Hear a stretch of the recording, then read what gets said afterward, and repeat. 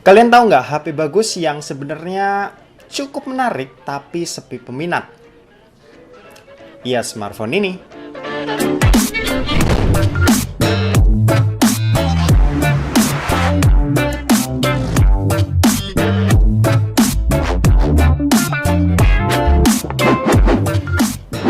So halo guys, balik lagi sama kuliah sore. Oke, ini adalah Huawei Nova 9 atau Huawei Nova 9, smartphone dari Huawei yang jujur aja pasti kurang menarik ya buat kebanyakan orang. Ya mau gimana lagi, perseteruan Huawei dengan perusahaan Amerika emang udah jadi rahasia publik di mana smartphone Huawei saat ini udah nggak dapat support dari GMS atau Google Mobile Service.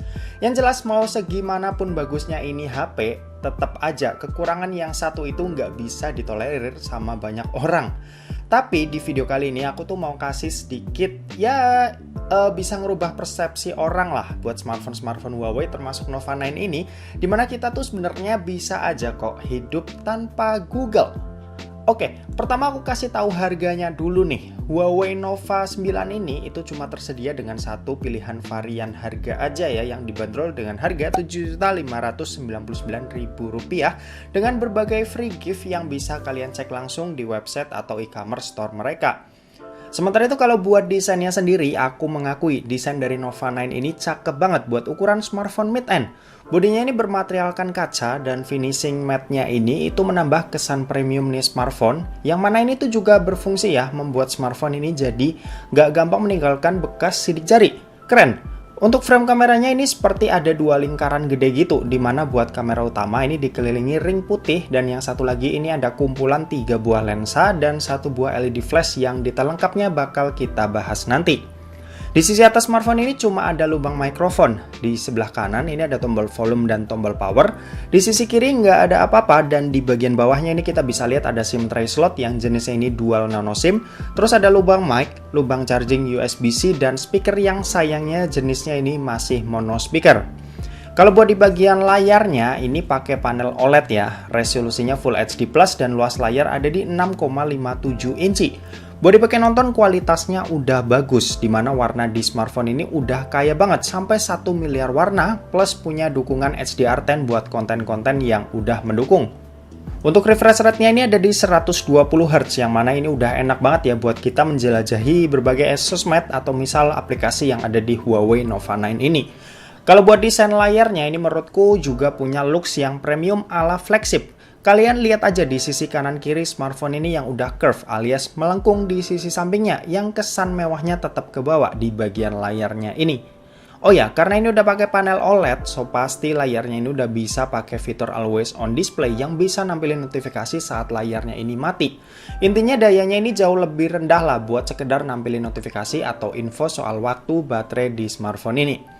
Plus nggak ketinggalan, smartphone ini juga ada fingerprint yang ada di dalam layar, yang menurutku untuk kecepatan bacanya udah tergolong cepat dan tergolong nyaman buat dipakai harian. Overall kualitas layarnya dari Huawei Nova 9 ini udah kelas flagship punya lah, yang begitu dilihat aja ini udah berasa mewah dan enak banget buat ukuran smartphone di tahun 2022. Oke, next kita bahas soal performanya. Jadi Nova 9 ini dibekali dengan chipset besutan Qualcomm ya, yaitu adalah Snapdragon 778G 4G. RAM-nya ini 8GB dan internalnya 256GB.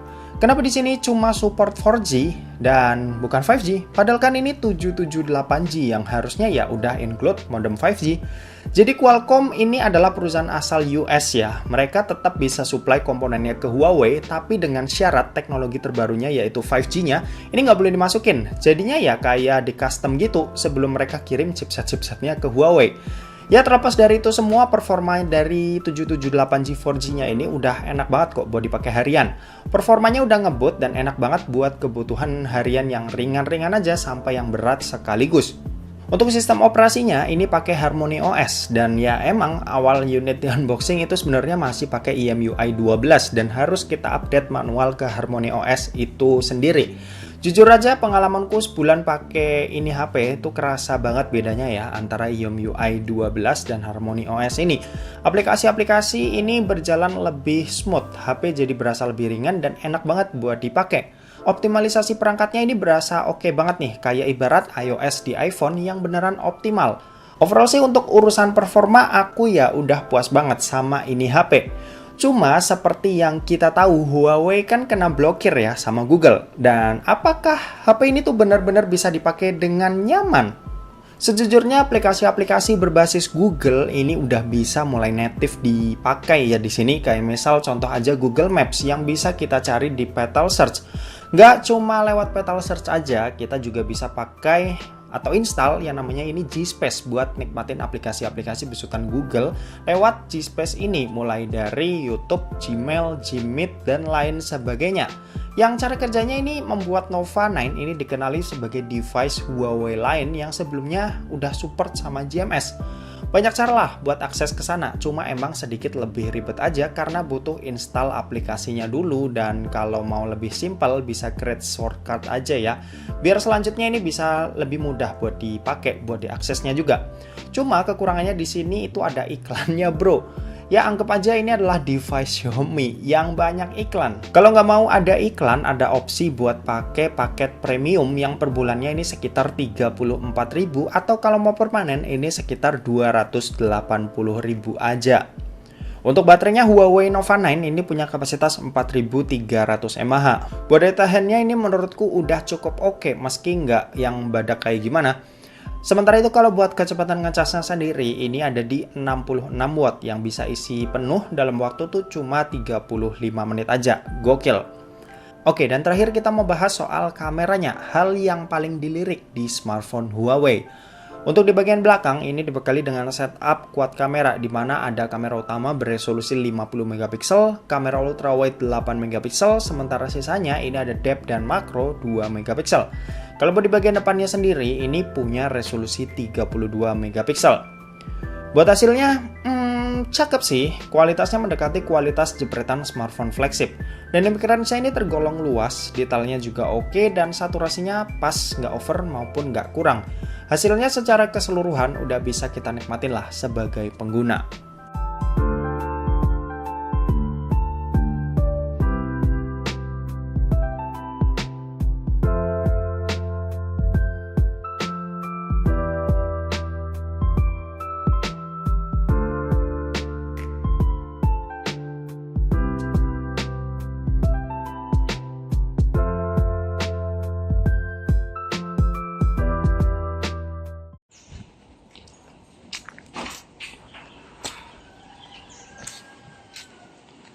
Ini perekaman video kamera belakang Full HD 30 fps Huawei Nova 9. Ini bisa pindah lensa ultrawide. Oke. Dan balik ke utama.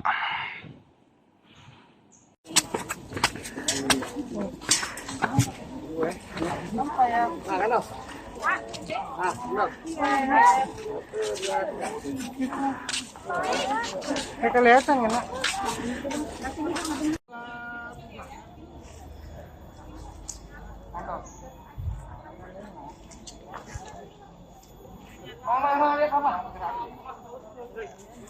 Oke, sekarang mau balik dan ini lagi nyobain fitur vlog dari Huawei Nova 9.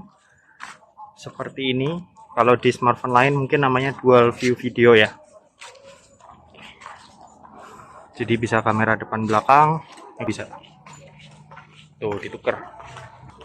Balik lagi. Kesimpulannya tentu aja smartphone ini bakalan menarik buat orang-orang yang pengen desain layar dan kamera yang cakep, serta orang yang pengen ribet buat pakai smartphone karena nggak tersedianya GMS. Atau bisa juga kalian adalah orang yang udah terjebak di ekosistem Huawei dan nggak bisa lepas. Tentu aja ini adalah pilihan smartphone terbaru dari Huawei yang sangat menarik dengan harga di bawah 10 juta. Oke, mungkin segitu aja buat video kali ini. Terima kasih buat yang udah nonton video ini. Jangan lupa buat like, komen, dan share juga ke teman-teman kalian, supaya teman-teman kalian mendapatkan informasi yang bermanfaat dari kuliah sore. Oke, terima kasih buat yang udah nonton video ini sampai habis, dan sampai jumpa di kuliah selanjutnya. Bye-bye.